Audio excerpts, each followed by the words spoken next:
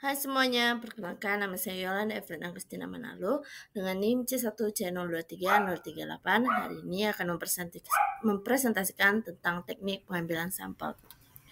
Berikut daftar isinya. Yang pertama ada teknik pengambilan sampel, yang kedua jenis dari teknik pengambilan sampel, dan yang ketiga tujuan teknik pengambilan sampel. Kita memasuki materi pertama, yaitu teknik pengambilan sampel. Teknik sampling disebut juga dengan teknik pengambilan sampel penelitian. Sampel dalam hal ini merupakan sebagian dari populasi di dalam penelitian. Sebagai penjelasan, populasi merupakan keseluruhan objek yang dijadikan sasaran dalam penelitian. Sedangkan sampel adalah sebagian populasi yang bisa mewakili. Teknik sampling itu sendiri terbagi menjadi dua jenis, yaitu sampling acak atau random sampling atau disebut juga dengan probability sampling, serta sampling non-acak atau non-random sampling atau yang disebut juga dengan non-probability sampling. Menurut Sugiono, bahwa teknik sampling merupakan teknik pengambilan sampel, dan menurut Margono, sementara pengertian teknik pengambilan sampel menurut Margono ialah cara untuk menentukan sampel yang jumlahnya sesuai dengan ukuran sampel yang akan dijadikan sumber data sebenarnya dengan memperhatikan sifat-sifat dan penyebaran populasi agar diperoleh sampel yang representatif. Kemudian kita memasuki jenis teknik pengambilan sampel, ada dua tadi, yaitu probability sampling dan non-probability sampling.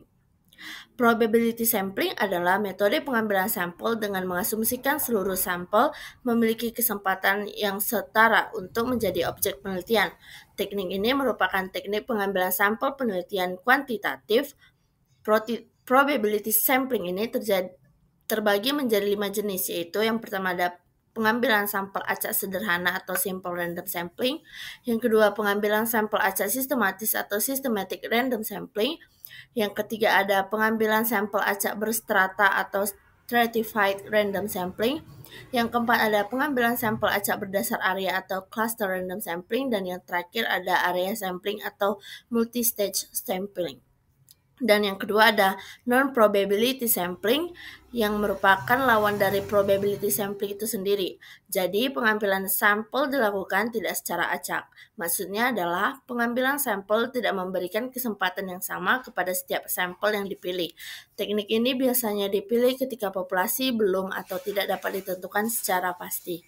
Teknik ini terbagi menjadi 6 atau bisa dibilang 5. Yang pertama ada purposive sampling, yang kedua ada accidental sampling, yang ketiga ada quota sampling, yang keempat ada snowball sampling, dan yang kelima ada sampel jenuh. Dan yang terakhir dari tujuan teknik pengambilan sampel. Teknik sampling digunakan akan berhubungan dengan cara-cara dari pengambilan suatu sampel. Teknik pengambilan sampel dilakukan dengan beberapa tujuan, diantaranya yang pertama untuk mendapatkan data yang lebih akurat, namun masih ada kaitannya dengan populasi yang menjadi sasaran suatu penelitian. Yang kedua bertujuan untuk memberikan informasi yang berhubungan dengan populasi yang ingin diteliti, dan yang ketiga dapat dijadikan sebagai pedoman atau acuan di dalam mengambil suatu keputusan. Sedangkan untuk tahapan yang perlu dilakukan dalam pengambilan sampel, yang pertama mengidentifikasi populasi yang akan diamati, yang kedua menentukan kerangka sampel dan kumpulan semua peristiwa yang mungkin, yang ketiga menentukan teknik atau metode sampling yang tepat, yang keempat melakukan pengambilan sampel atau pengumpulan data, dan yang terakhir melakukan pemeriksaan ulang pada proses sampling. Kesimpulan dari materi kali ini yaitu teknik pengambilan sampel merupakan langkah penting dalam proses penelitian karena menentukan representativitas data terhadap populasi. Secara umum, terdapat dua jenis utama teknik sampling, yaitu probability sampling dan non-probability sampling.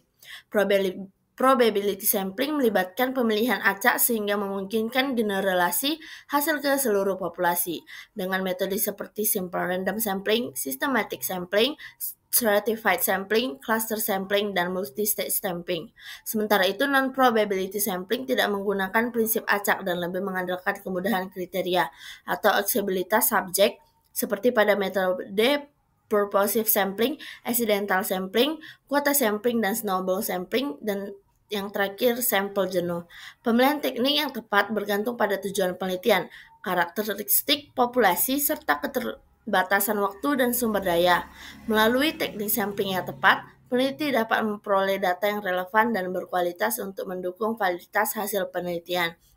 Sekian materi dari saya kali ini. Saya ucapkan terima kasih.